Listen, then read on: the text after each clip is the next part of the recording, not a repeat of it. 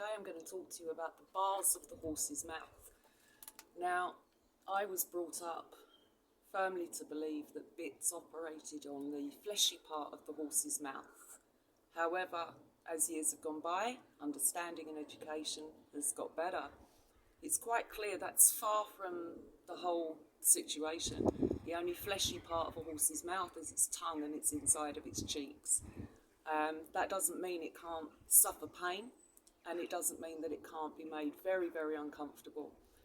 I want us to look a bit more about where the majority, if not all bits, will sit in the horse's mouth, which is on the bars. Now, the bars are very, very misunderstood. I want you to imagine, or don't even imagine, stroke the front of your shin bone to give you an idea of the sharpness that is potentially there on the lower bars of the horse's mouth. I'm going to show you on this skull here. If you can see here, can you see how sharp those bars actually are? Now, when you look at this, yes, it has a thin layer of gum sitting over it, but it is only a very thin layer of gum. If you see here from the side how small that surface area actually is. Now, this is just one example, of course, and a younger horse will have slightly more rounded. However, they can get spurs here, which will cause immense pain. But we have metal sitting on these.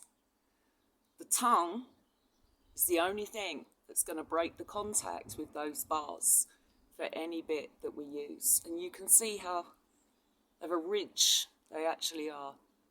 So I want you to stroke your shin bone, or even this bone here on your forearm. Even run a horse's bit over that bone, and that will give you some understanding of the pressure that's going down these thin ridges of bone here.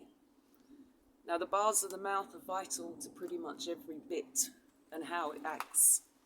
But you can see, again, I'll show you from the top, how narrow that lower jaw is. And really, when we're fitting a bit, the width of the bit is fitted to that. It becomes vital when there is a joint or a break in the mouthpiece. If there's a double joint, like a French link, for instance, it becomes even more important that we are fitting to the narrowness of this jaw because of the action of the link when we operate the reins. So that's an introduction just to the bars of the mouth, and it helps you to see a bit more clearly just how narrow those bars actually are. So you can understand the pressure that we are now putting through the very narrow part of the horse's lower jaw.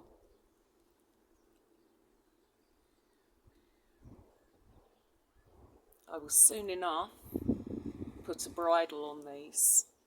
So without flesh, i.e. without the tongue and a living horse, we can see how various bits operate, and indeed the leverage that we're using on very, very fine parts of bone.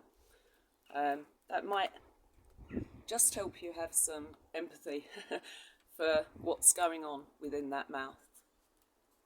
Anyway, that's the bars of the mouth.